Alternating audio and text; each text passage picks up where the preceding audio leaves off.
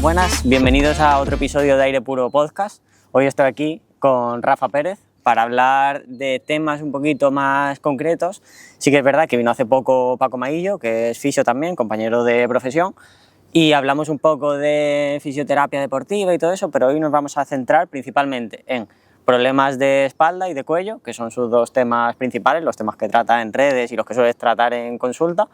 Y también vamos a hablar de una experiencia que tuvo Rafa con el cáncer, con un cáncer cerebral, pero bueno, eso lo vamos a dejar para mitad de la entrevista más o menos. Y bueno, ¿a quién tenemos aquí?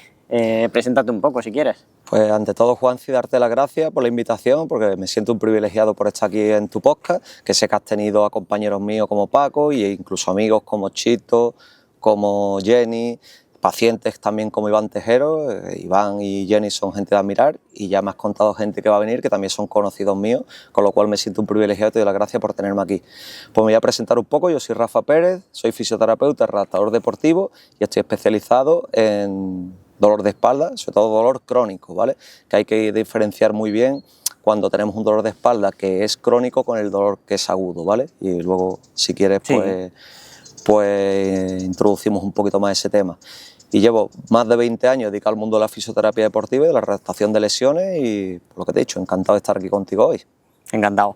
Y preguntarte, porque bueno, poco se habla de que he aparcado el coche en el centro de Málaga y hemos subido el monte Gibralfaro, que al final es el monte que hay aquí principal en Málaga Centro. No le he traído agua, lo he dejado un poco maltratado aquí, pero bueno, hemos llegado vivos. Y me comentabas que gran parte de tus pacientes utilizan cita online, o sea, hacéis consulta online. ¿Cómo va el tema de un fisio online? Porque a lo mejor es una cosa que no cuadra mucho en la cabeza de todo el mundo. Sí, es verdad que todavía hay muchas creencias sobre que un fisioterapeuta no puede trabajar de forma online. Pero esto es un error de concepto. ¿Por qué? Porque el fisioterapeuta cada día más se tiene que ir a la parte activa del tratamiento. Yo soy muy crítico con los fisioterapeutas que solo trabajan en camilla. Escuché el episodio de Paco y Paco está también muy actualizado en ese tema. Y los fisioterapeutas cada vez más tenemos que estar cerca del ejercicio. No porque lo diga yo porque trabajo de forma online, sino porque la ciencia respalda que la mayor parte de la recuperación de lesiones, y en este caso el dolor de espalda de larga evolución o dolor crónico, pues se trabaje desde el enfoque, desde el ejercicio. Por eso, de forma online, yo me dedico a hacer programas para pacientes que llevan meses o incluso años con dolor, evidentemente tras una valoración previa, que la valoración se puede hacer por videollamada y no hay ningún tipo de problema a la hora de pautar una serie de ejercicios o un programa, mejor dicho, con la evolución que necesite el paciente en cada momento. Evidentemente, la gran diferencia que hay con el presencial, y esto hay una cosa que yo intento explicar en las redes, es que las personas creen que el fisio tiene que estar a tu lado para corregirte, y es al contrario. Si tú tienes siempre un entrenador o un fisioterapeuta de forma presencial, tu cerebro desconecta y nunca aprendes bien cuáles son los patrones de movimiento o los ejercicios que a ti te hacen bien para tu caso concreto. Entonces, sí que tenemos sobre todo mucho soporte y mucho seguimiento para que la persona siempre vea que tiene una persona a su lado que le acompaña en el proceso de recuperación. Y aquí es donde está la clave de por qué se consiguen buenos resultados.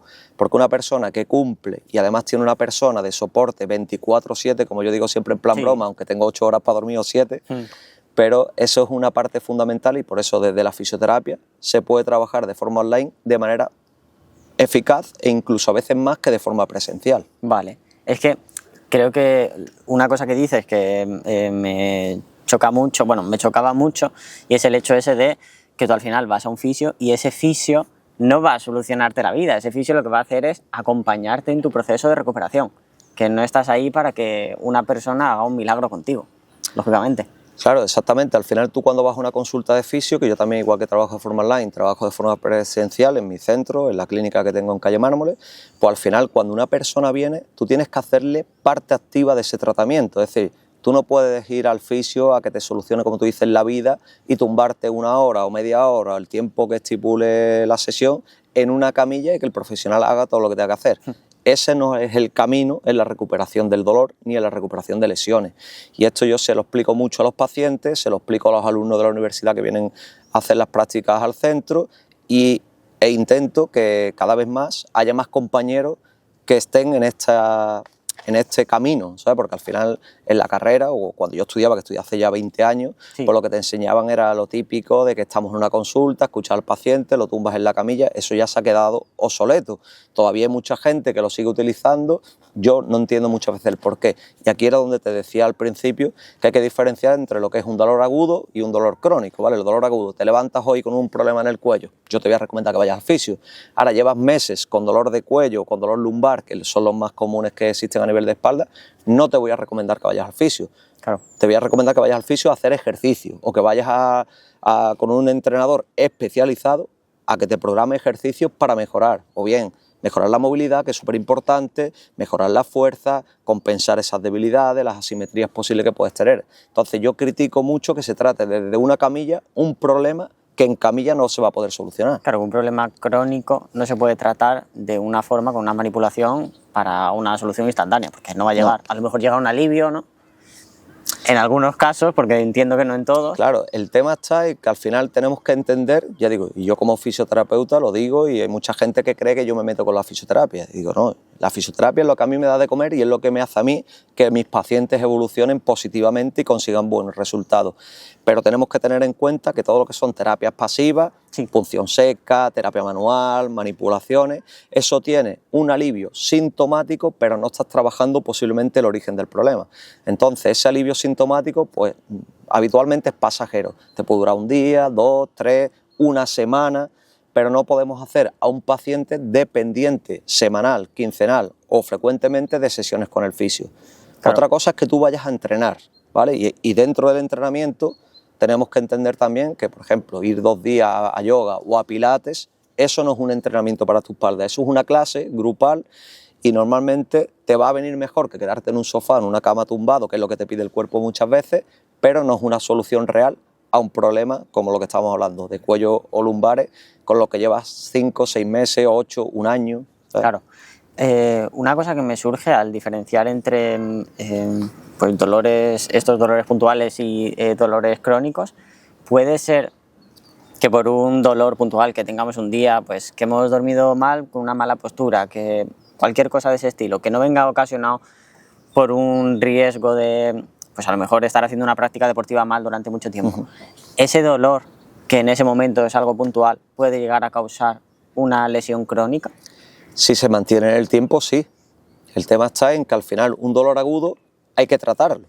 Si tú no tratas un dolor agudo, hay veces también, y lo explico aquí claramente, que el cuerpo tiene un proceso fisiológico en el cual vas a recuperarlo posiblemente. Sí. Pero si ves que ese dolor agudo, como tú dices, te has levantado y mal porque te has quedado pillado por una mala postura en la almohada y lo mantienes un día, otro día, otro día, otro día, si pasa un mes y no lo has tratado y sigue, probablemente si continúa en ese proceso se va a cronificar ese problema. Claro, y siguiendo la misma línea y yéndonos también al otro punto, si tenemos un dolor crónico y al final lo intentamos tratar como si fuese un dolor agudo, ¿podemos agravar ese dolor crónico o ese dolor crónico simplemente se va a suavizar durante un momento y luego va a volver? Claro, el tema, que es lo que suele hacer muchos pacientes y muchos profesionales, que cuando tú tratas un dolor crónico como un dolor agudo, le vas a dar un alivio sintomático momentáneo o pasajero que lo que hace es engañar a tu cuerpo, Sí. porque te crees que estás mejorando, pero realmente en cuanto pase ese alivio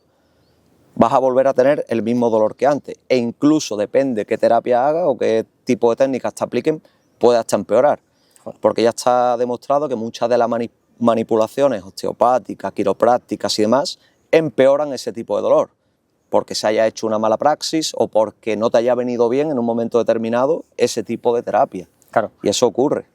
Te puede llegar a empeorar y hay una cosa que a mí me da mucho miedo, que claro, no vamos a entrar tampoco en explicar cómo funcionan las funciones, que si diferentes tipos de terapia manual, pero hace unos cuantos meses o hace un año se pusieron muy de moda los vídeos de terapias manuales agresivas, bruscas. ¿Eso hasta qué punto puede llegar a ser beneficioso para el cuerpo? Realmente beneficioso no es, ¿vale? Vale. Esa es la respuesta corta. Ahora te voy a hacer la respuesta un poquito más razonada. Cuando tú le haces una agresión al cuerpo, como son terapias manuales agresivas, lo que estás haciendo es, sobre todo, aumentar el dolor en el momento de la terapia. Sí. Y ya creas a nivel cerebral como una creencia de que cualquier terapia es así de agresiva. Y al final, esa creencia de que te han hecho daño va a perpetuar en el tiempo y la recuperación normalmente va a ser más larga o incluso no se va a poder conseguir de esa manera.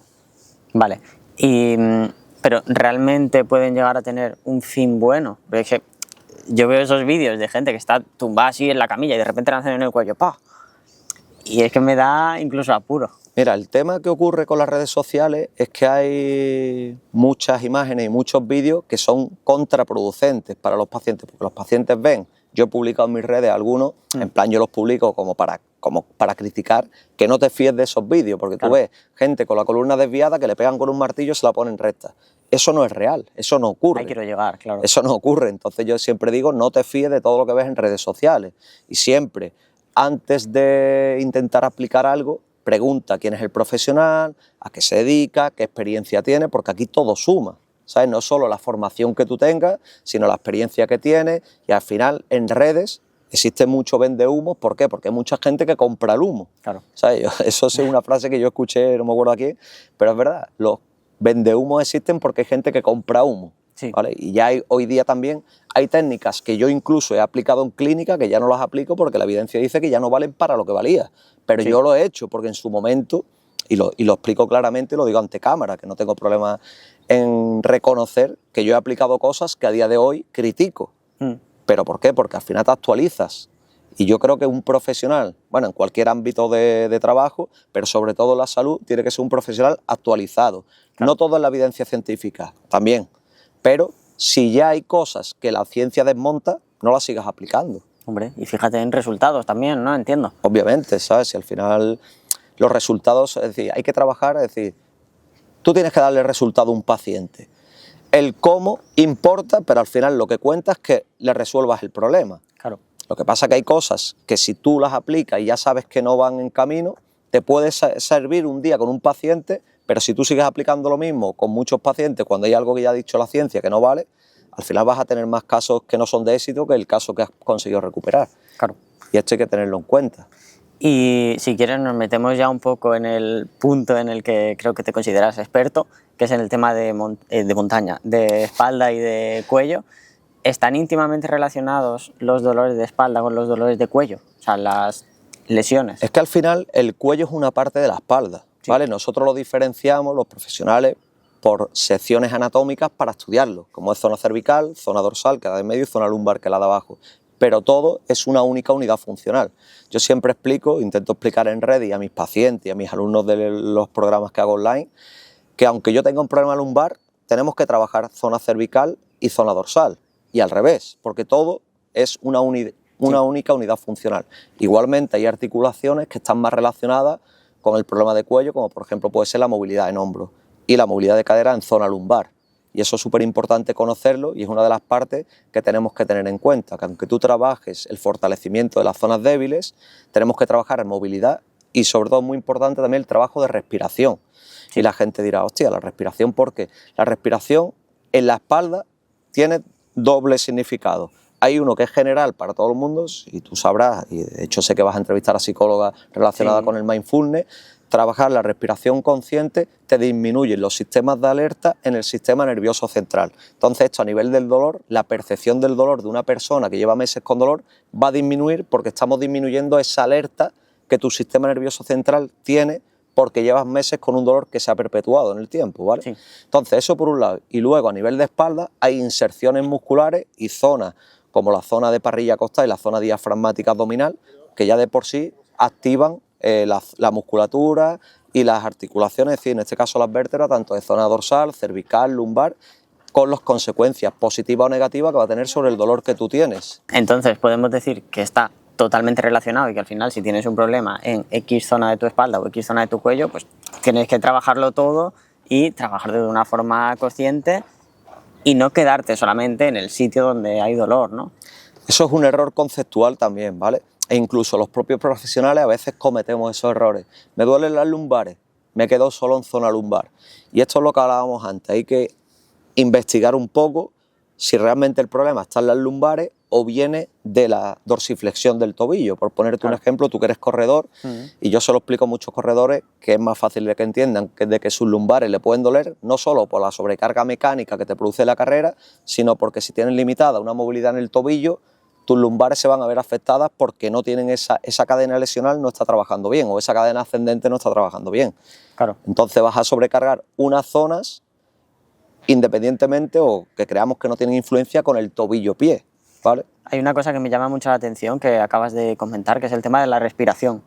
Porque esto lo vi yo investigando tus reels y todo tu contenido y me quedé como parado diciendo, ostras, que al final la respiración sí que va a tener sentido en nuestros dolores de espalda y en nuestras recuperaciones.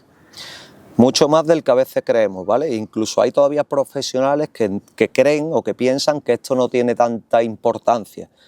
Cuando tú empiezas a trabajar con pacientes, ya digo, a nivel de espalda y con dolor de larga evolución, con dolor crónico, ¿vale?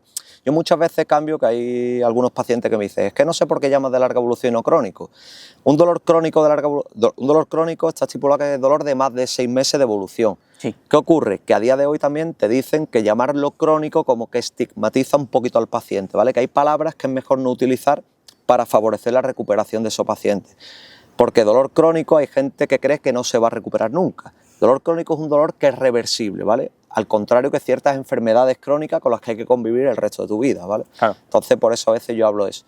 Y cuando hablamos de lo de la respiración, es lo que decía, una persona que ya tiene una alteración en el sistema nervioso central, si tú eres capaz de disminuir esos niveles de alerta, ya estás favoreciendo la recuperación. Y luego, lo que te contaba antes de las inserciones musculares y de la relación anatómica que tiene la respiración con la zona de espalda, pues ya tenemos ahí la balanza un poco más equilibrada de por qué hay que trabajarla. Vale, y hablando también sobre el tema de la respiración, ¿influye solamente esa respiración consciente que hacemos para nuestra recuperación o también durante el ejercicio? Por ejemplo, yo corro y un problema que tenía antes era que me acababa doliendo la espalda, que se me acababan cargando las lumbares, pero al mejorar mi respiración y también inconscientemente mejorar mi postura, porque si respiras mejor tienes una mejor postura, lógicamente, esos dolores no me han vuelto a aparecer o han aparecido con mucha menos intensidad. Entonces, ¿influye también durante la práctica deportiva? Influye mucho porque además si tú trabajas fuerza, ¿no? Que yo siempre recomiendo a los pacientes que tienen que hacer un trabajo de fuerza, evidentemente adaptada a las circunstancias de la persona y al nivel físico que tenga esa persona. Sí. Para tú trabajar ciertos ejercicios de fuerza tenemos que utilizar la respiración como aliado, ¿vale? Para rendir mejor en el ejercicio. ¿Por qué? Yo no puedo hacer un levantamiento de una alta carga si yo no tengo antes el core estabilizado, ¿no? Activo. Entonces eso se utiliza pues en apnea y también dependiendo, es decir, tú no puedes ser, que no es este caso de estos pacientes, pero imagínate que tú quieres competir en powerlifting, ¿no? Sí. Si tú no haces una buena activación con la respiración y mantienes la apnea, es casi imposible levantar una carga muy elevada. Claro. Entonces es importante trabajar y conocer cómo funciona la respiración en cada caso concreto. Y a raíz de lo que has comentado de la postura es muy importante porque el trabajar la respiración te va a ayudar a aumentar tu movilidad torácica. Y la movilidad torácica ya también está demostrado que a nivel de problemas lumbares y cervicales te va a ayudar, con la consecuencia positiva sobre el dolor. Vale. ¿Y diferenciaríamos entre tipos de respiración? O sea, respiración diafragmática o respiración pulmonar. Sí, nosotros tenemos, a grosso modo, ¿vale? No quiero introducirme en todos los detalles, a grosso modo podemos respirar de forma costal, ¿no? De parrilla costal, Sí. como respiración de arriba y respiración diafragmática. No siempre vamos a utilizar las dos. De hecho, la que se utiliza más a nivel de dolores de espalda y en muchas clases que se trabajan de ejercicio es la respiración diafragmática. ¿Pero por qué? Porque la respiración diafragmática es como el émbolo mecánico que te va a producir la expansión costal, el trabajo del core, pero sí podemos diferenciarlo y de hecho yo a grosso modo lo explico a los alumnos que si tú tienes problemas cervicales, como que centre la respiración un poquito en la parte más arriba, Sí. para trabajar toda esa expansión costal, para que la musculatura de escaleno, intercostales trabaje un poco más y luego en problemas lumbares o de espalda baja centrarlo más en diafragmática, pero esto es a grosso modo porque Sí, la sí, realidad te dice que la diafragmática la vamos a trabajar siempre también. Claro, al final, bueno, yo creo que esto será por mi defecto profesional, de haber estudiado música y tal. Tengo muy insertada en mi forma de ser la respiración diafragmática y sí es verdad que a la que cambio a una respiración un poco más superior, noto que hay cambios en mi cuerpo y que hay cambios posturales, lógicamente, Y a nivel de concentración y a nivel de recuperación y sobre todo corriendo y todo eso, la respiración diafragmática la veo de una forma un poco más positiva. Pero bueno, tampoco vamos a meternos... Sí, no, pero tiene mucha parte razón. De hecho, lo que se intenta es que la gente no respire de manera... Que una cosa importante de la respiración, que no la he comentado y ya que has metido el tema, Sí. es que tenemos que intentar trabajar con la máxima, el mayor volumen respiratorio posible, ¿vale? Inspirar al máximo posible y soltar todo el aire al máximo posible. Yo hablo mucho en mis vídeos y en las redes de la regla del 4-7-8. Sí. Y esto es lo que la ciencia te dice a día de hoy, que es la mejor manera para trabajar la respiración. Tomo el aire en 4 segundos, lo mantengo 7 en apnea, lo mantengo dentro y lo expulso en 8. Normalmente siempre el tiempo de inspiración es la mitad que el tiempo de expiración. Claro, todo buscando una menor frecuencia de respiración. Exactamente, que las respiraciones sean largas, prolongadas y controladas, es súper importante. Vale. Ahora sí que sí, vamos a meternos un poco más a fondo. Entiendo que uno de los dolores más comunes de espalda sería el dolor lumbar, ¿no? Porque creo que toda familia tiene varias personas que padecen dolor lumbar y es algo de estudio, algo complicado. El dolor lumbar, te dice la OMS, la Organización Mundial de la Salud, que el 80% de la población mundial alguna vez en su vida va a tener algún dolor en la zona lumbar. Y aparte, en Estados Unidos, por ejemplo, es la primera causa de baja médica, o sea, de incapacidad laboral. Entonces, Sí. bueno, pues aquí ya estás viendo la importancia que tiene el dolor lumbar en la población mundial. Claro. ¿Y hay alguna forma de prevenir ese dolor lumbar y que no aparezca? Como dices que todo el mundo va a tenerlo. ¿Hay alguna forma de hacer que no lo tengas? O sea, de evitarlo totalmente. Moverte. ¿Qué ocurre a día de hoy? Que a día de hoy trabajamos muchas personas de forma sentada. La gente, aunque es verdad que cada día hay mayor conocimiento sobre el deporte, la salud, porque hay que moverse y entrenar, pero todavía existe mucha gente muy sedentaria. Sí. Entonces, hay que entender que si tú eres sedentario o trabajas en posiciones mantenidas, los dolores te van a aparecer. Sí. Para poder prevenir eso, yo siempre le digo a la gente, entrena. Hay que entrenar, fortalecer las zonas más debilitadas de tu cuerpo, y en este caso, pues ahí sí que hay que reforzar no solo las lumbares, la zona abdominal, la zona de glúteo, la zona de isquio, todo lo que es el core, porque el core no son solo los abdominales, los restos abdominales, claro, ¿no? claro. Que es lo que siempre pensamos, que yo también muchas veces lo he pensado. Cuando hablo del core en algunos vídeos digo, venga, te voy a dar un ejercicio para el core, y el core es todo el núcleo, ¿no? Como Sí. yo sé que tú sabes de eso.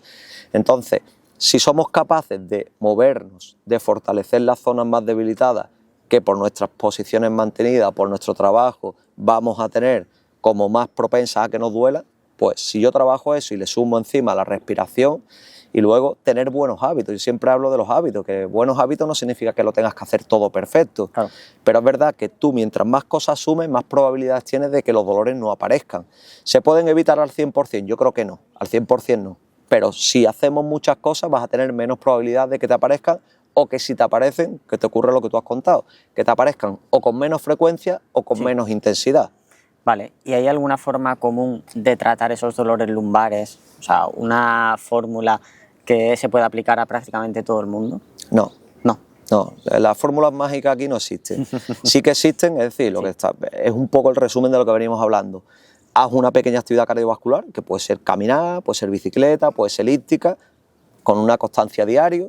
Luego, aprende a respirar conscientemente. Yo siempre le digo a los alumnos que al menos lo intenten un mínimo de 5 minutos y en esa regla del 4-7-8, ¿vale? ¿Qué pasa? Que al principio respirar 5 minutos, que parece muy fácil, cuesta hacerlo de forma consciente, pero conforme vas haciendo la práctica, ya verás que podrás ir aumentando a 6, a 7, a 8, a 10, a 15 o a 20 minutos, ¿vale? Claro. Entonces, a partir de ahí, si tú haces una pequeña actividad cardiovascular, metes un trabajo de respiración, luego sí que deberías meter al menos 3 días en semana de fuerza adaptada a todas estas partes de fortalecimiento. Esa sería como la fórmula para que tus dolores no aparezcan o aparezcan lo menos posible con la menos intensidad posible. Vale. ¿Y Pero- si baja? Sí. Sí, no, pero luego hay que ver también, es decir, cuál es la situación de cada persona y el contexto. No solo qué te duele y por qué te duele, sino qué contexto te rodea en tu vida, en tu trabajo, en tu familia, porque eso sí te va a influir también o positivo o negativamente. Claro, lógicamente, al final de lo que te rodeas es en lo que te conviertes y si tú te estás rodeando de un ambiente en el que va a favorecer tu recuperación, pues casi que mejor. Y bueno, te iba a comentar que si bajamos un poco más en el cuerpo, encontramos los problemas de ciática, que al final desconozco mucho por qué puede venir un problema de ciática, pero está relacionado también con toda nuestra espalda y todo nuestro cuello. Con el cuello no, sino con la zona lumbar. Sí. ¿Por qué? Porque el nervio ciático sale son las raíces nerviosas lumbares. Sí, ¿vale? el glúteo para abajo. Sí, bueno, no, hacia arriba. Ah, bueno, sí, perdón. De la columna lumbar. Sí. Entonces, la ciática puede aparecer por muchos factores. El más habitual es que haya una compresión del nervio en la salida de las raíces lumbares, en la zona vertebral. Sí. ¿Qué puede ocasionar una ciática? Una hernia, un pinzamiento, también un proceso inflamatorio que te comprime en ese momento la raíz, pero hay que diferenciar también lo que es que el nervio esté afectado porque esté atrapado o que el nervio esté irritado, que no siempre es que esté atrapado, ¿vale? Y luego a partir de ahí, pues dependiendo cuál sea el caso, se trabaja de una manera u de otra, pero que al final todo está resumido en que tenemos que hacer un deslizamiento del nervio para evitar ese atrapamiento, que la gente se empeña en estirar. Y ya he publicado varios vídeos y de hecho ayer hablé de eso porque hoy hago un directo sobre ciática, precisamente, mira que no lo habíamos hablado, pero ha salido el tema. Sí, justo después íbamos a tratar también temas de estiramientos y todo eso, pero sí. Por ejemplo, en una ciática la gente se empeña en estirar el nervio y el nervio, cuando tú lo tienes irritado y lo estiras, empeoras el cuadro. Y eso tiene una lógica. Si yo tengo una cuerda que ya está sobreestirada, si yo le doy más estiramiento, va a protestar mucho más. Claro, totalmente. Entonces, si quieres nos metemos ya un poco en el tema este, antes de pasar al cuello, a problemas comunes de cuello, sobre el tema de estiramientos. Creo que hay una tendencia un poco mala a que me duele algo, estiro y bueno, ya se me pasará. Que claro, es muy diferente que estés en mitad de una carrera, se te suba un gemelo o lo que sea, lo estires un poco y se te vaya, que el hecho de tener un dolor crónico, un dolor grave y pensar que por estirarlo se te va a arreglar. Mira, los estiramientos lo único que tienen es que te dan un alivio sintomático, entonces esto hay que entenderlo. Sí. Un estiramiento, ¿por qué te va a aliviar? Porque al final está, digamos, como dándole ese pequeño alivio sintomático al dolor, pero no te va a dar una solución real a lo que te está ocurriendo. La gente se empeña en estirar muchas veces porque te sienta bien en el momento, pero no se dan cuenta de que al final esa no es la solución para el dolor. Y ahí sí que los profesionales tenemos una labor educativa, todavía mucho por hacer, porque incluso cuando la gente me pregunta, Rafa, ¿pero tengo que estirar o no tengo que estirar? Yo siempre digo, ¿a ti te va bien? Sí, bueno, pues hazlo. Ya digo, la ciencia te dice, no hay una evidencia sobre si es bueno estirar o no estirar, sí. ¿vale? Entonces, eso también hay que conocerlo. Yo hay personas que me dicen, es que yo estiro y me va bien. Vale, pues estira, no pasa nada. Ahora, estirar un nervio irritado, yo eso sí que no lo recomiendo. Sí que no. Y yo sí que intento que la gente cambie el estirar por trabajo de movilidad. ¿Qué ocurre? Que cuando yo trabajo la movilidad, hay parte de estiramiento de la zona muscular porque es inevitable por las inserciones anatómicas, ¿vale?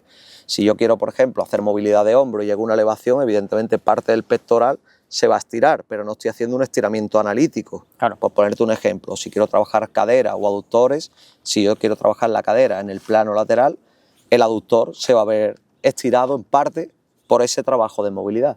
Pero el fin no es el estiramiento del músculo, el fin es que la articulación mejore su movilidad.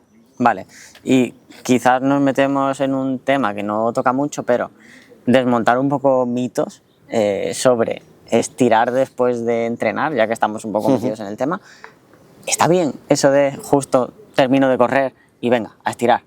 Creo que se ha desmontado mucho esta creencia de que hay que esperar un poco, hay que tal. ¿Pero qué dice la ciencia ahí? Bajo mi punto de vista y respaldado un poco lo que te dice la ciencia, tú piensas que cuando tú haces, vamos a poner el ejemplo de la carrera, ¿no? Tú que corres, yo que también corro y seguramente nos vean muchos corredores. Antes se pensaba, ¿no?, que lo que daba la agujeta o el pequeño daño muscular que hay post actividad era el ácido láctico. Eso evidentemente está más que desmontado hace ya muchos años y a día de hoy se ve que hay micro roturas fibrilares en la zona muscular. ¿Qué ocurre? Que si yo estiro y sobre todo estiramientos máximos post actividad, lo que voy a hacer es aumentar ese daño muscular que ya me ha creado la actividad. Entonces, por eso no se recomienda hacer unos estiramientos máximos justo post actividad, porque vas a aumentar ese daño muscular. Entonces, ese daño muscular se va a convertir en las 48 horas, sobre todo, en unas agujetas mucho mayores de lo que podías haber tenido.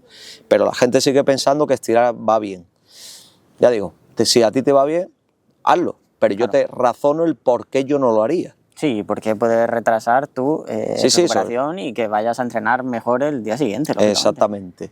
¿Y intraentreno? ¿Intraentreno a qué te refieres? Que tengamos cualquier molestia, lo que he comentado antes, se Sí. te sube un gemelo o tienes cualquier molestia en la espalda, lo que sea, y dices, bueno, pues voy a estirar un poco y sigo corriendo. Claro, por ejemplo, ahí sí te lo compro. ¿Por qué? Sí. Porque si a ti se te sobrecarga un gemelo o se te sobrecarga la lumbar en medio de una carrera, en cuanto tú le des un poquito de estímulo de estiramiento, va a mejorar. Pero incluso yo a veces le digo a la gente, no estires tanto y dale como ese bombeo. Dale un Sí. bombeo para que entre circulación otra vez y a partir de ahí sigas rindiendo. ¿Qué pasa? Que ese estiramiento intrasesión, como tú dices, te va a dar ese alivio sintomático que es lo que necesitas en ese momento. Sí. Entonces, a partir de ahí sí puedes seguir rindiendo. Y luego, te lo voy a meter yo, no sé si me lo ibas a preguntar, el estirar preactividad, eso sí que no se recomienda, Claro, menos claro. estiramientos máximos. Ahí hay que hacer una pequeña activación, movilidad. ¿Por qué? Porque si yo lo que busco en un músculo que rinda es la contracción y el bombeo durante la actividad, si yo hago un estiramiento máximo preactividad, el origen e inserción de ese músculo va a estar mucho más separado, entonces el rendimiento ahí sí que disminuye, y eso ya lo ha demostrado la ciencia también. Ok. Y pasando de la espalda y de todo el tema de estiramientos y todo eso, pasando al cuello, supongo que el problema más común de cuello será el problema cervical. Claro, el cuello es la zona cervical. Claro, sí. El cuello es la zona cervical. Sí. Lo que más ocurre a nivel de cuello es la sobrecarga en trapecio, la sobrecarga occipital, las cefaleas tensionales, que son los dolores de cabeza provocados por la tensión cervical o de la musculatura cervical. Ahí sí que hay que hacer, sobre todo, aparte de trabajar la movilidad, que suele estar restringida o limitada en parámetros más de rotación y de lateroflexión, ¿no? Eso hay que trabajarlo sí o sí. Y siempre hay que tener en cuenta las normas del dolor. Es decir, trabajar o hacer ejercicios para el dolor no es trabajar o hacer ejercicios para rendir. Claro. Y eso hay que tenerlo muy claro y tenemos que tener en cuenta una serie de factores que en el rendimiento no se tienen tanto, como es las normas del dolor. Si yo trabajo con una escala, la escala EVA, que es la que más se utiliza en el dolor, que va de dolor 0 o dolor 10, 0 es que no me duele nada y 10 me tengo que ingresar al hospital con morfina, yo se lo explico así a los pacientes para que lo entiendan. Yo siempre les explico qué dolor tienes en cada ejercicio y cómo tenemos que trabajar en función del dolor que te esté dando en ese ejercicio. Y siempre hay que tener en cuenta que yo no puedo aumentar el dolor por encima de ciertos valores cuando estoy trabajando para mejorar ese dolor. Claro. Hay mucha gente que fuerza porque cree que si yo fuerzo más y me está doliendo más, voy a recuperarme antes. Y esto es un error conceptual. No siempre más es mejor.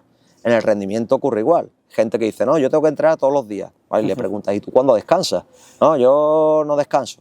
¿Y el cuerpo cuándo se recupera? ¿Sabes? Que esto Nunca. hay que tenerlo en cuenta. Que igual de importante que es hacer ejercicio, es importante el tiempo de descanso y los días que descanso y me recupero. Vale. De hecho, en el dolor, una de las cosas que más influye es que no duermas.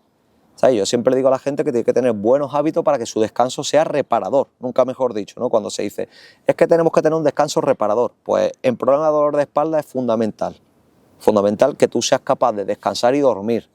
Y esto no se trata de colchón y almohada, que esos son otros de los mitos, sí, mitos que existen, ¿vale? Cuando hablamos de descansar y de un sueño reparador es que tú, las horas que estés en la cama, tu cuerpo realmente descanse, desconecte y demás, que no es fácil, pero hay estrategias para poder llegar a alcanzar eso. Hay gente que necesita hacer procesos o rutinas, pequeñas rutinas antes de dormir. Evidentemente vamos a quitarnos pantalla, que eso lo dice todo el mundo, pero es una realidad. Vamos a quitarnos pantalla, sustancias estimulantes a partir de cierta hora y todo este tipo de cosas que nos pueden afectar a la hora del descanso. Hombre, es que afecta directamente el descanso a cómo nos recuperamos de una lesión o de un dolor. Y bueno, si quieres luego nos metemos en ese tema, pero quiero hablar de algo que no tenía totalmente planeado, pero en el episodio anterior, hablando sobre movilidad, hablábamos de la cultura del no pain, no gain. Y me resulta curioso porque has comentado eso, el hecho de personas que a lo mejor entrenan todos los días, que no dan ese descanso, que al final están practicando ese no pain, no gain, ese si no hay dolor, no hay progreso. ¿Tú crees en esa frase? No. Vale. Postura totalmente opuesta al episodio anterior, ¿eh? O sea, en otro contexto, lógicamente, pero no existe entonces, para que haya progreso no tiene que haber dolor. Si aquí hablamos de dolor, no, obviamente no. Es decir, tiene que haber un trabajo programado y tiene que haber un progreso y una evolución. Evidentemente también, ¿qué ocurre?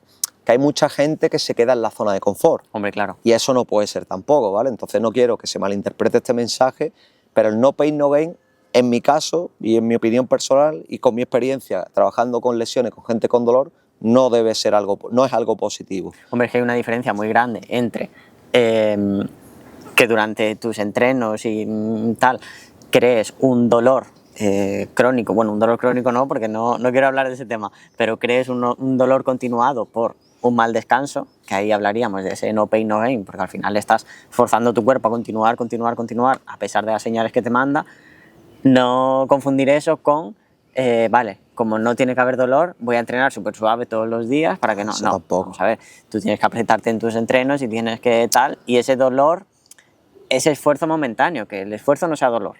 Es que a lo que ibas antes, es decir, antes te he dado una frase y te la vuelvo a repetir Sí. por si queda un poco más claro, es decir, trabajar con personas para recuperarte el dolor o en un programa de recuperación del dolor no es trabajar para el rendimiento. Claro. Yo sé que a nivel de rendimiento sí que hay que esforzarse como mucho más y sí que a lo mejor tienes que dar mucho más de lo que tú crees que puedes dar para ganar, ya digo, me voy a meter un tema en el cual no soy experto, una hipertrofia muscular, ¿no? Por Sí. ejemplo. Entonces ahí sí que a lo mejor el no pain, no gain está un poco más aceptado.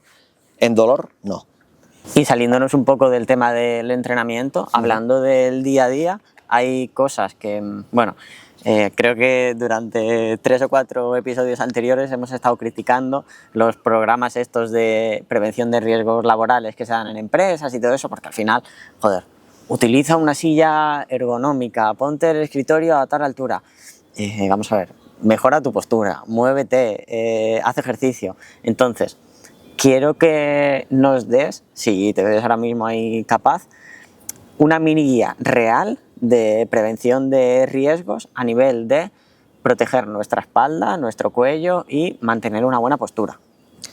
Realmente, mira, esto no es que yo me haya preparado, yo esto se lo digo a todos los pacientes. Sí. Si tú trabajas sentado muchas horas, tienes que levantarte obligatoriamente al menos cada 45-60 minutos. Yo sé que muchas veces los trabajos no te permiten que te levantes, porque conozco mucha gente que por la situación que tienen no pueden, pero incluso en el mismo sitio tú te puedes levantar, aprietas un poquito, glúteos, puedes mover los brazos, ¿sabes? Cambias la postura. Yo le llamo rompe tu postura, ¿no? Sí. Romper la postura en la que estamos mantenidos durante mucho tiempo. Por ejemplo, nosotros que ya llevamos aquí un rato, una hora, ya tenemos que haber caminado un poquito, bueno, que tú lo has hecho, que te has levantado y tal, pero yo eso siempre lo explico. Y si trabajas de pie, que es lo mismo, es una posición mantenida, que tengas un banquito al lado o que cada X tiempo hagas una sentadilla, hagas ejercicios de movilidad, y eso sí que es súper importante hacerlo en tu jornada laboral para que el cuerpo tenga menos rigidez y evidentemente aparezcan menos los dolores. Claro. Que no significa que no vayan a aparecer, pero hay menos probabilidad de que te duelen las cosas si haces eso a diario. Obviamente esto no vale hacerlo un día. La gente se piensa, cuando yo doy estos consejos, es que llevo una semana haciendo lo que tú dijiste en el vídeo y yo sigo igual. Claro, si es que esto no es... Es decir, las recuperaciones rápidas, las píldoras mágicas no existen. No es solo en el dolor de espalda, sino en ninguna lesión. Igual que si tú quieres correr. Antes me preguntaba lo del trail. Sí. Tú no puedes correr un trail de 50 kilómetros si tú no has entrenado o te has preparado para correr esos 50 kilómetros. Sí, te puedes sonar la flauta un día, correr, te revientas, te matas y lo corres. Pero eso no es lo que queremos. Lo que queremos es que tú seas capaz de correr dentro de un marco de salud y de seguridad, ¿no? Y con garantías, lógicamente. Con garantías. Entonces esto es igual. Tú no te puedes preparar en una semana un trail de 50 kilómetros si nunca has entrenado para eso. Pues con el dolor igual. Yo te puedo mandar un vídeo, un reel, donde te digo qué 4 ejercicios yo haría para romper esa postura, pero eso no me lo vayas a hacer una semana y me digas estoy igual, porque es que vas a estar igual, soy yo el primero que te lo va a decir.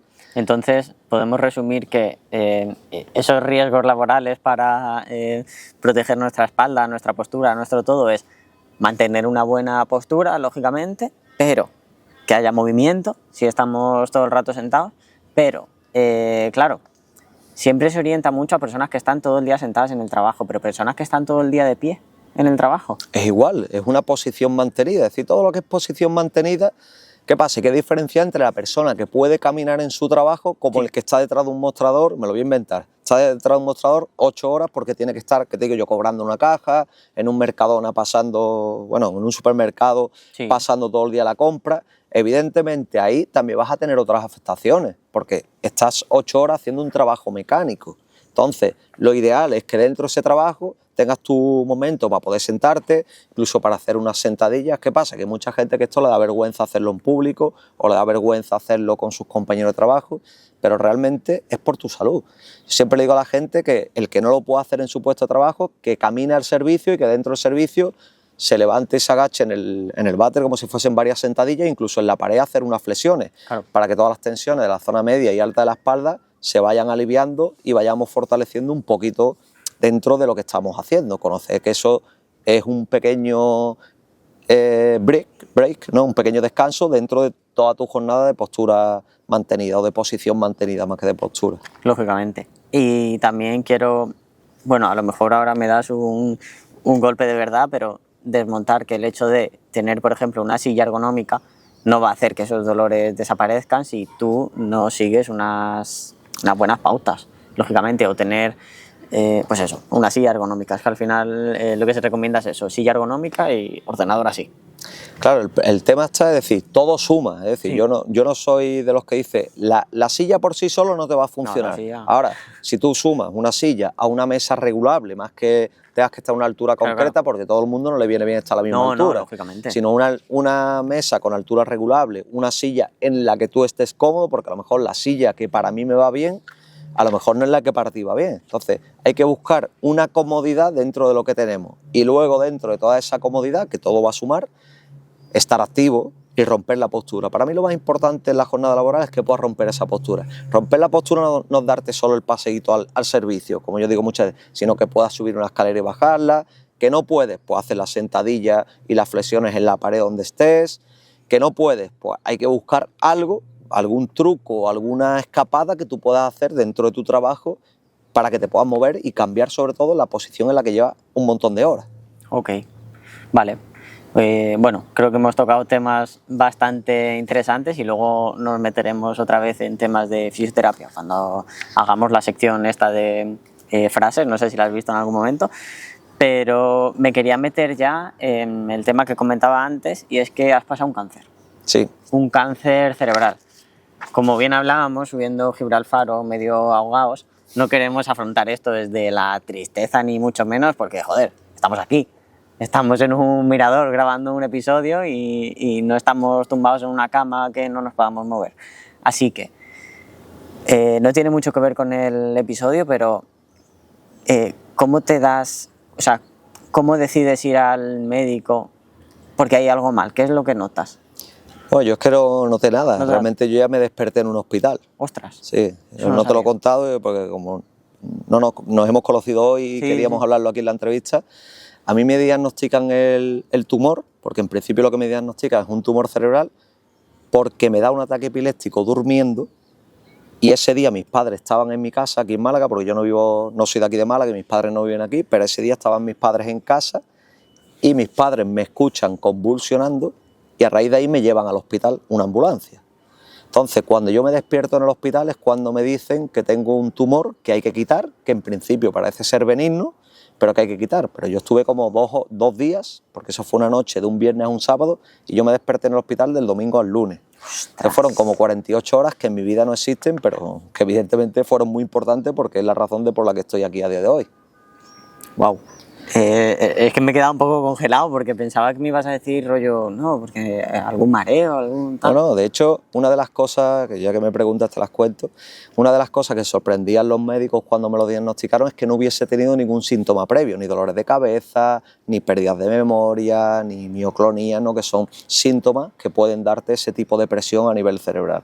Yo no había tenido nunca ningún síntoma, de hecho me encontraba súper bien, de hecho cuando me pasó esto estaba en el mejor momento de forma física que yo creo que he estado nunca, porque Sí. me cuidaba mucho la alimentación en aquel momento, entrenaba bastante y estaba muy bien a nivel físico y claro, pues tú te encuentras que te despiertas en un hospital sin saber qué ha pasado, ¿sabes? Porque eso es, te digo, yo veía a mi familia que lo estaba pasando muy mal, pero tú piensas que tú te despiertas en un sitio, yo me miraba con las vías, con la máquina del oxígeno, en pañales, con una sonda, Claro. ¿sabes? Y eso es un shock muy grande, sobre todo porque no sabes por qué haces allí, ¿no? Sí, sí, sí. Y qué ha pasado, hasta que empiezan a contártelo, ¿sabes? Yo todas estas cosas que te cuento las sé porque me las han contado. Sí, sí, sí, Yo sí, no sí. recuerdo nada de esos primeros días en el hospital. Entonces, tú realmente el proceso desde conocer el cáncer que tenías hasta eliminar ese tumor fue totalmente corto, ¿no? Bueno, realmente no. Lo que fue corto fue, digamos, los 2 días que estuve en coma inducido. Porque yo Sí. estaba en coma inducido porque no salía de la primera crisis epiléptica con la cual me detectan el tumor. Sí. Que me lo detectaron por un TAC en urgencia.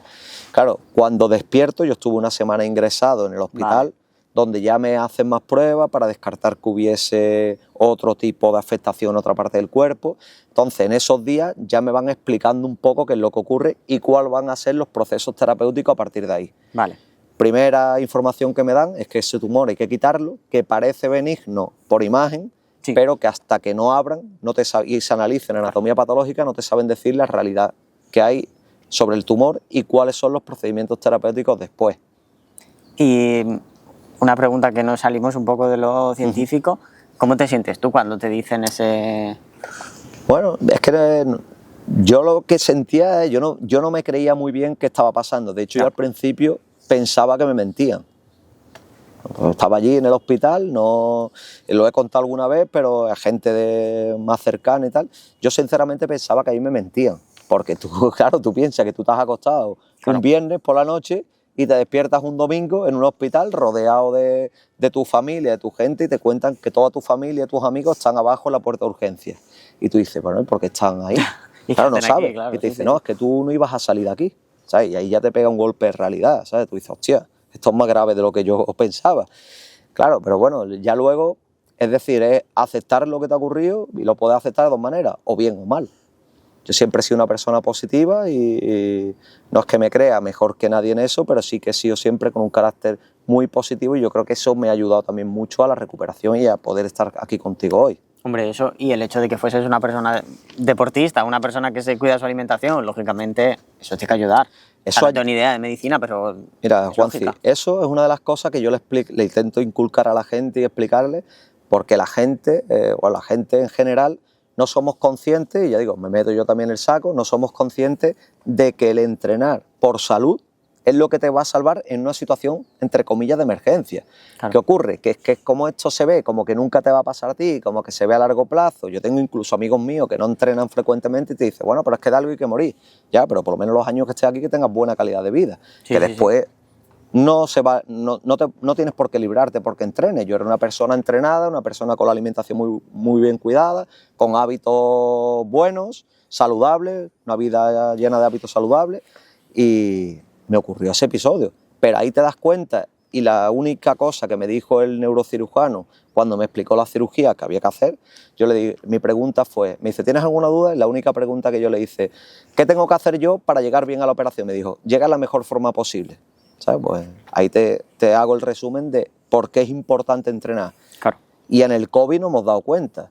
¿Quiénes han sido las personas que han tenido más probabilidad de fallecer o que han fallecido? Las personas que no tenían capacidad física y pulmonar para recuperarse de una afectación, porque hay gente obesa, con todo mi respeto, gente con malos hábitos en la alimentación, gente sedentaria. Esos son los primeros que han caído en el COVID, ¿no? Y a lo mejor nos estamos metiendo en un tema que no era el que veníamos a hablar.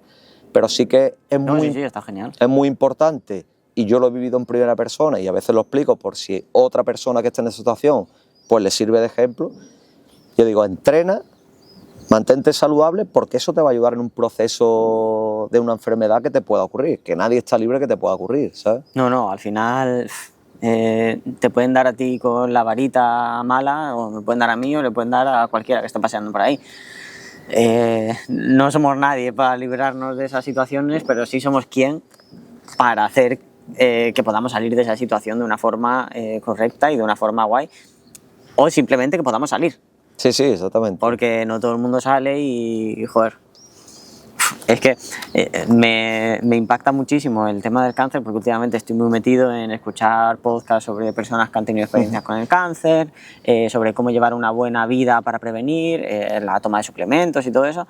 Y te quiero preguntar, ¿qué es lo que te ha enseñado, más allá de que hay que mantener una buena actividad física y tal? ¿Hay algo más que te ha enseñado a nivel de valorar la vida, de valorar el estar con los demás? Hombre, te enseña muchas cosas, te enseña que todo lo que nosotros creemos que son nuestros problemas del día a día pasan a un segundo plano, pero a un segundo plano total, que ahí lo importante es la familia, los amigos, la gente que te quiere, y yo siempre cuento que hay que ver que tiene que pasar algo malo para darte cuenta de eso, cuando la vida es eso. Sí, todos queremos trabajar, todos queremos ganar dinero, y el que te diga lo contrario yo creo que está mintiendo, ¿vale? Incluso a mí me ha servido para valorar mucho más. Yo siempre digo que soy una persona con mucha suerte por la familia y los amigos que tengo, porque gracias a Dios tengo una familia muy, muy, muy unida y unos amigos que también siempre han estado conmigo en todos los momentos, pero en estos todavía aparece gente, o sea, que han sido amigos o que han pasado por tu vida, que tú crees que han pasado superficialmente y luego están cuando ocurre un problema de esto.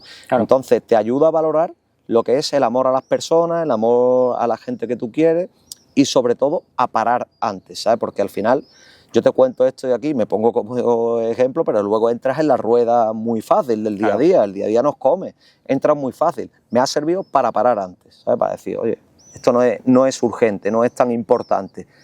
Es decir, ¿a qué precio quieres trabajar? ¿A qué precio quieres ganar dinero? ¿A qué precio te quieres dedicar a la fisioterapia, que es mi pasión? Sí. Pero ¿a qué precio? O sea, yo a día de hoy, bueno, ya lo hacía antes, pero ahora como que disfruto mucho más los planes. Este fin de semana he estado en un cumpleaños de mi hermana. Para mí antes los cumpleaños, bueno, un cumpleaños más. No, ya no. Ya cumplir años es decir, hostia, qué suerte tengo de ver a mi hermana cumplir un año más, o de ver a mi sobrino cumplir un año más, o de estar con mis padres en una comida familiar, porque nunca sabemos cuándo puede ser la última todos juntos. Y esto es verdad que parece que suena más a Mr. Wonderful, pero que es una realidad.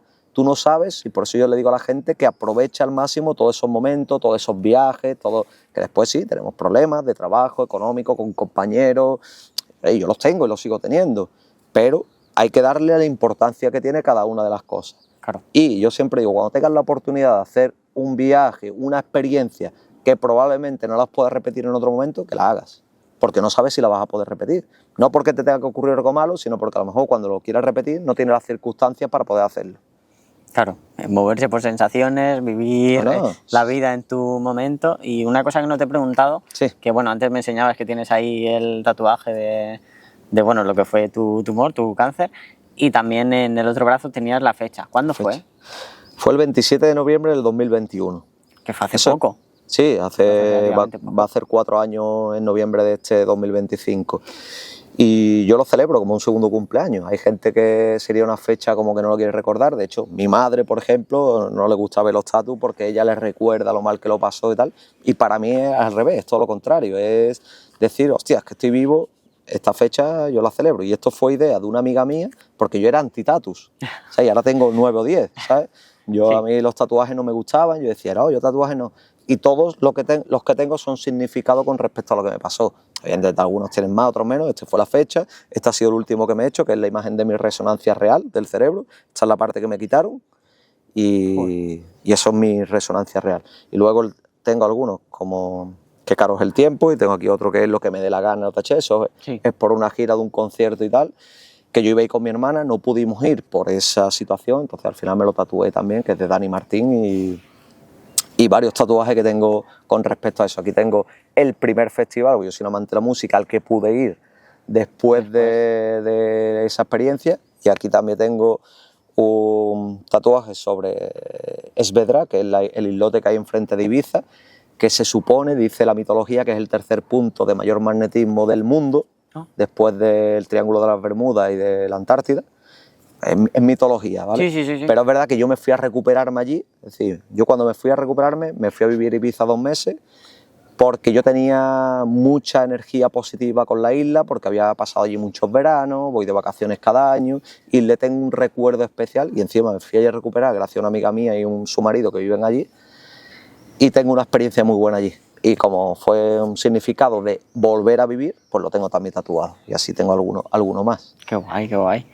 Y preguntarte, ¿quedan síntomas? O sea, ¿quedan secuelas después? Sí. Lo que pasa es que dice mi neuróloga que solo las noto yo. Sí. Yo no tengo la misma rapidez mental que tenía antes, ¿vale? Claro, la gente no me lo nota, pero yo sí me lo noto en ciertas tareas del trabajo. Sí. Yo antes era mucho más rápido haciendo una multitarea, mucho más rápido a nivel mental, a nivel de verbalizar las cosas, ¿sabes? De sacar palabras concretas, de acordarme de cosas, ¿sabes? No sé, ¿cómo se llamaba esto? No sé cuánto. Pues yo antes lo sacaba muy rápido, ahora me cuesta un poco más, tengo que reflexionarlo y tal, pero bueno, que todas las secuelas sean esas, ¿sabes? Sí, porque eso al final te quitan una parte del cerebro y eso desde la ignorancia completa se vuelve a recuperar. ¿Hay alguna forma? No. No. Sí que ocurre, de hecho, hay mecanismos que se llaman de neuroplasticidad, que es que tú vas creando como nuevas conexiones neuronales, pero la parte que a ti te quitan, eso aquí está, esto que se ve negro, es el líquido cefalorraquídeo que ocupa ese espacio. Eso ya no se vuelve a recuperar. Lo único que yo, por ejemplo, ahora que sigo en revisiones ahora cada 6 meses, ellos ven, me hacen resonancia con contraste para ver que esa imagen no ha cambiado de la última vez. Claro. Eso es lo que vamos haciendo. Entonces, mientras esa imagen no cambie, es positivo. Porque si tú ves que la imagen cambia, probablemente pueda haber un crecimiento de células ya mutadas, que es lo que no queremos ninguno de los que somos pacientes oncológicos. Vale. Y bueno, porque al final entiendo que quizás es una pregunta un poco intrusiva, pero una persona que ha pasado un cáncer, vive ya toda su vida con ese cáncer que puede llegar a volver o que puede... Mira, o sea, que está la posibilidad. Lo primero que te dice la oncóloga a la primera consulta que tú vas es: hola Rafa, ¿qué tal? Tú ya eres paciente para toda la vida. Sí. O sea, y eso te lo dicen para que entiendas que sí, que ahora estás bien, pero que siempre puedes tener esa probabilidad de que alguna vez se vuelva a repetir, que esperemos que no. No, pero hombre, está bien que... Sí, no, pero sepa. tienes que ser consciente de la situación que tienes. Yo cuento muchas veces una anécdota así en plan broma, que fue real. Claro, cuando tú ya empiezas a hacer, porque a mí me operan y luego tienes que pasar a tratamiento de quimioterapia y de radioterapia, ¿vale? Que ese normalmente se hace al mismo tiempo, aunque la quimio se mantuvo más tiempo que la radio, que son días concretos. Claro, y yo me daba cuenta cuando empiezas a ir a las sesiones de radioterapia que coincide siempre en el mismo horario con los mismos pacientes, ¿no? Con los mismos compañeros, nosotros llamamos compañeros allí. Y claro, te das cuenta de la gente a lo que le daba importancia, y lo cuento un poco en tono broma, que decía: es que hay que ver el médico que me ha quitado el pan. Y yo me reía porque decía: tío, que hemos estado a punto de morir, te preocupa que te han quitado el pan, ¿sabes? Ese tipo de cosas, ¿sabes? Que al final tú tienes que ser consciente de que eres paciente para toda la vida y que si tienes que limitarte en algunas cosas, pues ya está, te tienes que adaptar a la nueva situación.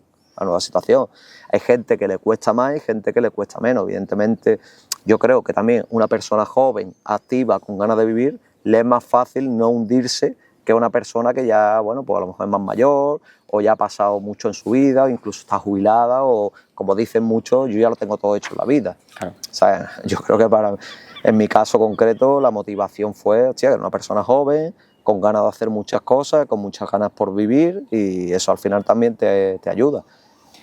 ¿Y un mensaje para personas que puedan estar en la situación que tú pasaste? Pues el mensaje le diría que se puede vivir y vivir bien.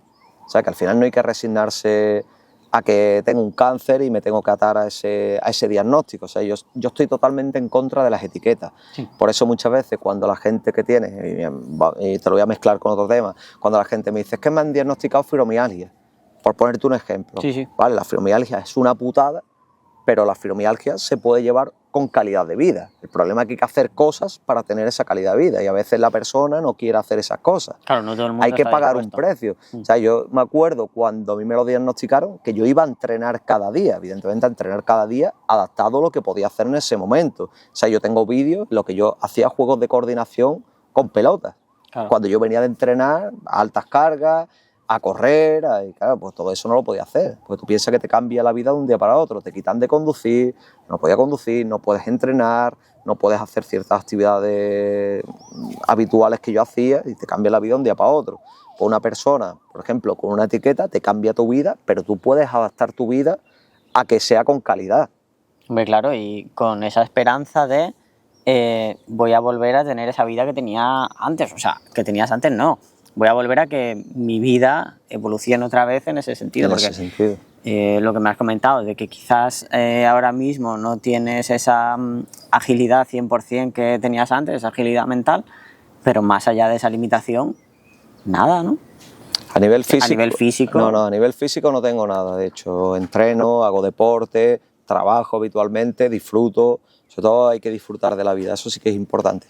¿Sabes? Suena tópico, pero es que a veces no nos lo metemos en la cabeza. Es decir, es que tú no sabes hasta cuándo estás aquí. Ya digo, los que hemos visto, como yo digo, la luz de cerca, ¿sabes? Lo comprendemos un poquito más, que aún así hay veces que tampoco que le das importancia a ciertas cosas que tú dices, vale, esto es importante, pero ¿qué grado de importancia tiene? ¿Sabes? Y ahí es donde tenemos que ser un poco, digamos, como conscientes, ¿no? Que al final la vida es una y yo siempre cuento, de hecho me gusta mucho Leiva, ¿sabes? Estuve en un concierto la semana pasada de Leiva y yo siempre decía que la canción que tiene Hazlo como si fuese a morir mañana, es una realidad, ¿sabes? ¿Por qué? Porque al final, es decir, tú no sabes qué te va a pasar mañana. Si lo supiésemos aquí, yo digo a la gente siempre, dime que va a terminar el cupón de hoy y lo compro, si sabes lo que va a pasar mañana, ¿sabes? Claro. Y lo digo en ese tono de broma, pero que a veces la gente se sorprende que me tome a broma estas cosas, pero bueno, es que al final no es que me lo tome a broma, sino desde la conciencia que ocurre con un episodio grave, pero con el que se puede volver a retomar una vida normal.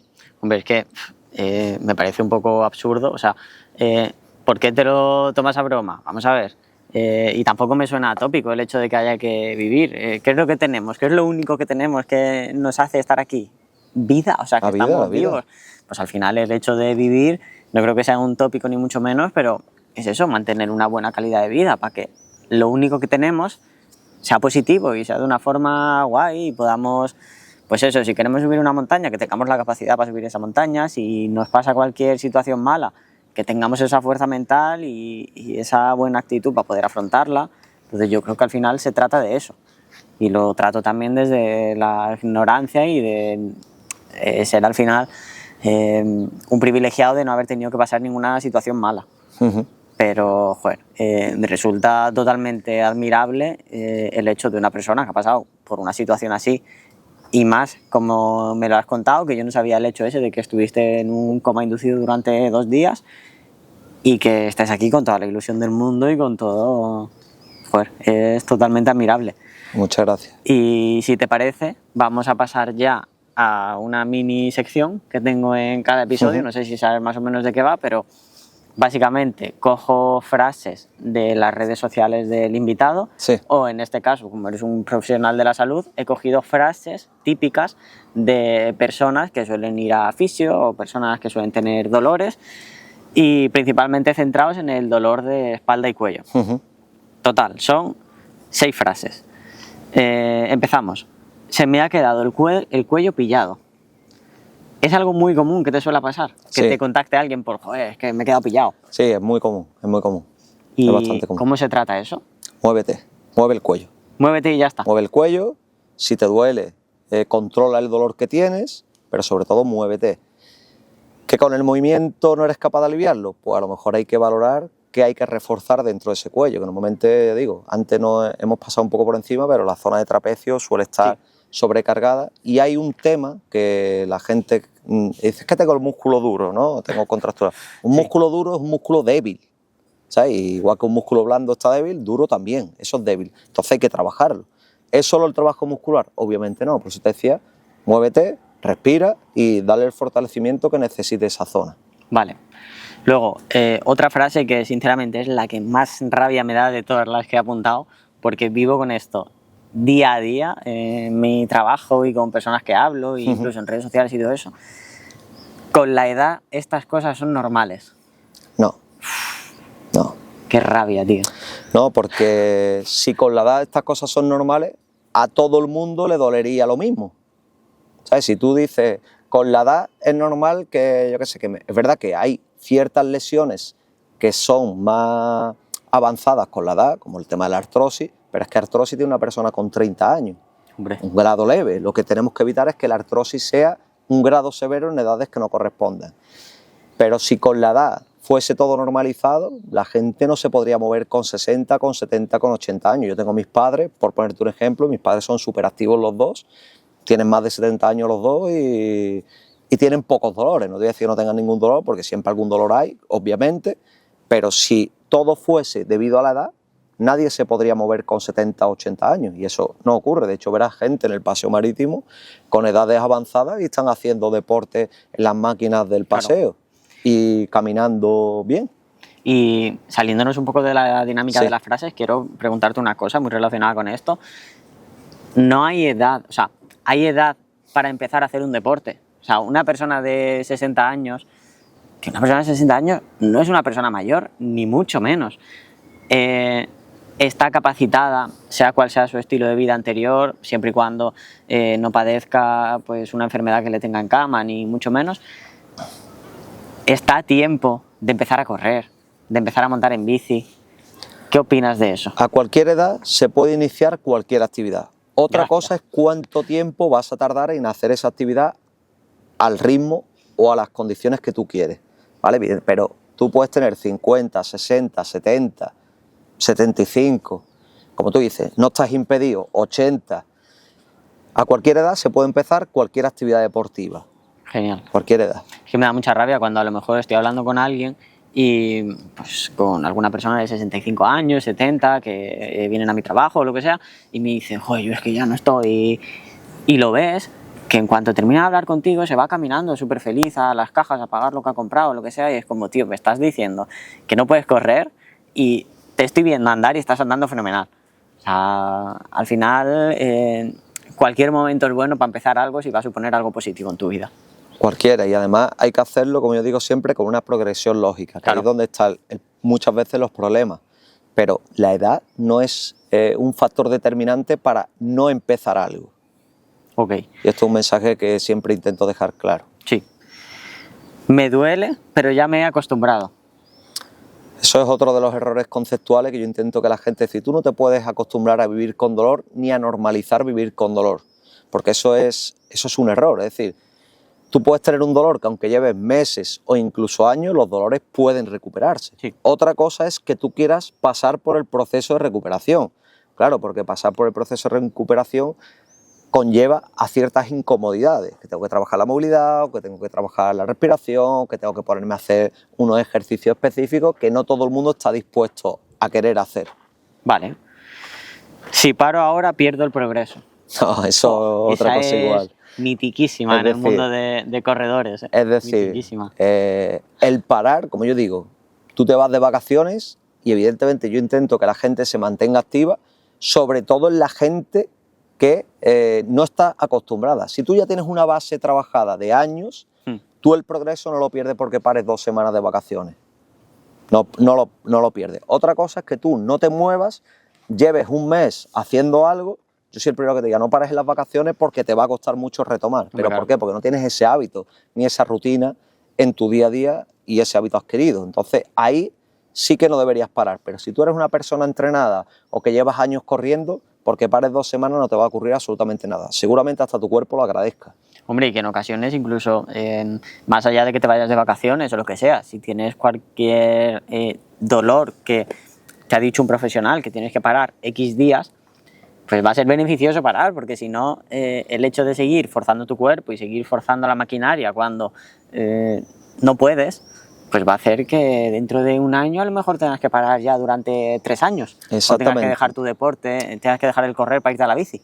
Mira, hay veces nosotros, por ejemplo, en nuestro centro, ahora que estamos especializados en fisiodeportiva, nosotros intentamos no parar a la gente, porque la mayoría de la gente que viene es gente que corre, gente que juega al pádel, al crossfit, al deporte, ¿no? Al baloncesto, al fútbol. ¿Qué ocurre? Que hay lesiones en las que hay que parar sí o sí. Por ejemplo, tienes una rotura muscular, aunque sean pocos días, pues hay que parar hasta que ese proceso de regeneración muscular, te estoy poniendo un ejemplo random, ¿vale?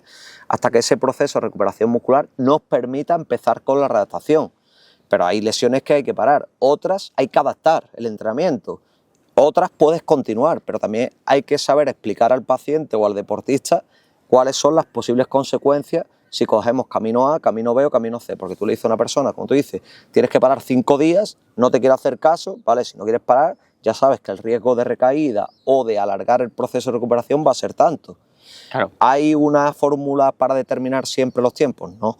Hombre, y entiéndase que también el hecho de parar en un deporte como es el correr, que requiere impacto y todo eso, a lo mejor significa que durante unos días no vas a poder correr, pero sí vas a estar haciendo trabajo de bici, trabajo de fuerza. Entonces, parar no es quedarte en la cama parado sin hacer nada. Exactamente.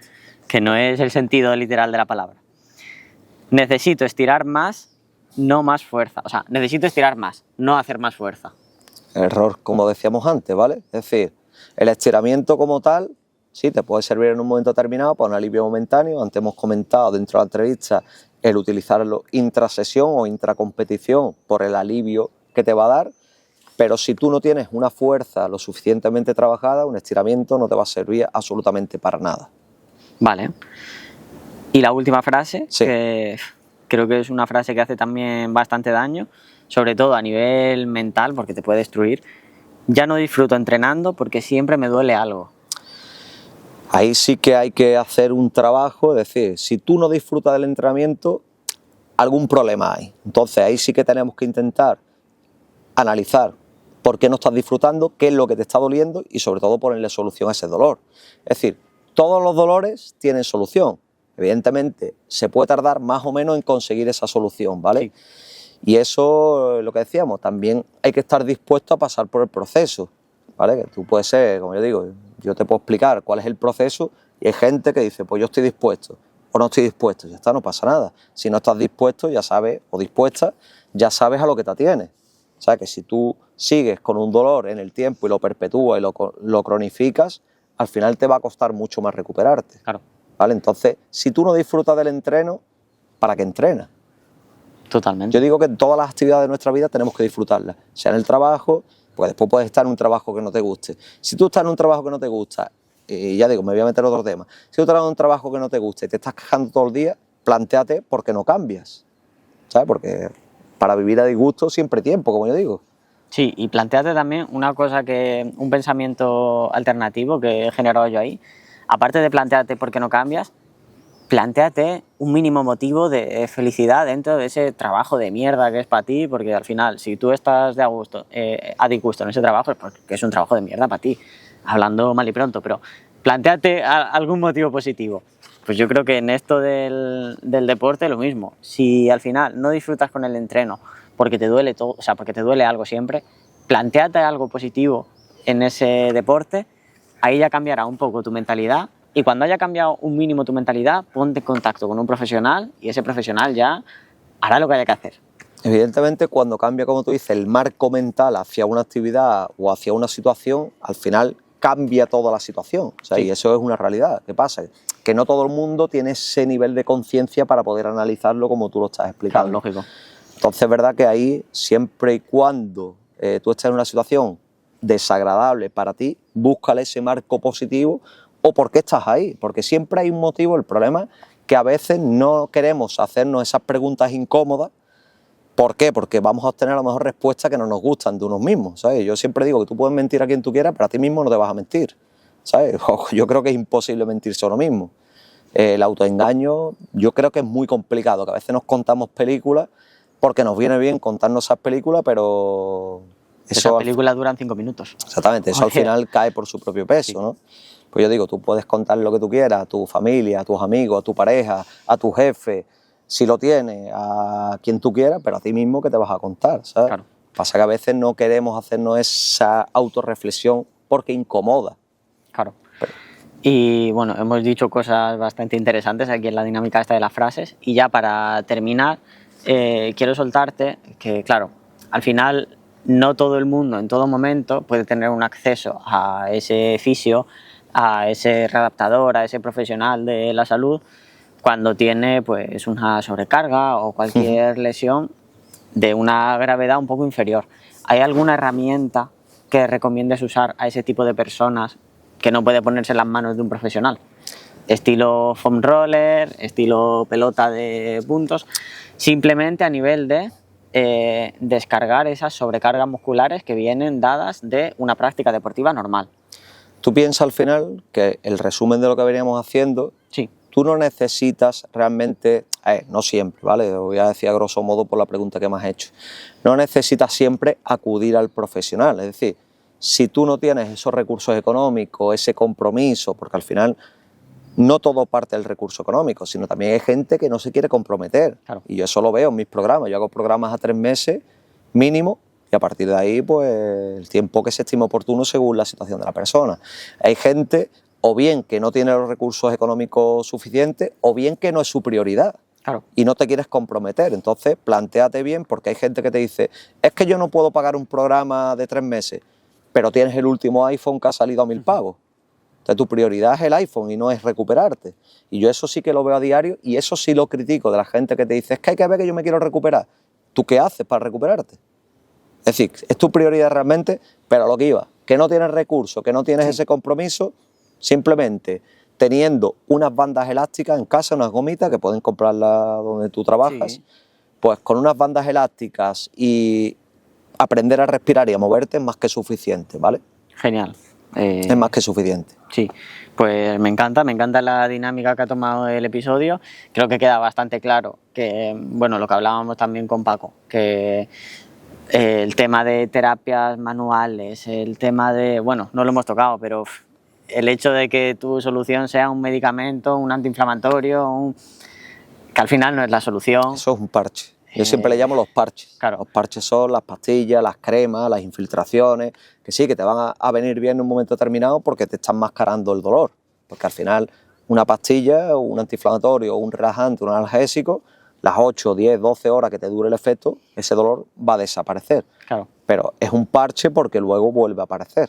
Sí, que al final no te lo he preguntado ni siquiera porque lo he asumido, pero el hecho de querer tratar un problema de espalda o un problema de cualquier problema físico que tengamos, porque viene dado de una sobrecarga, de cualquier mala postura, de lo que sea, intentar tratarlo con un antiinflamatorio, con una pomada de dolor que te va a aliviar durante 5 minutos, pues oye, lógicamente, pues no es la solución. Si necesitas una solución rápida porque vida o muerte tienes que hacer un movimiento tal, es que sigo sin verlo, lo siento, pero sigo sin verlo. No, está claro.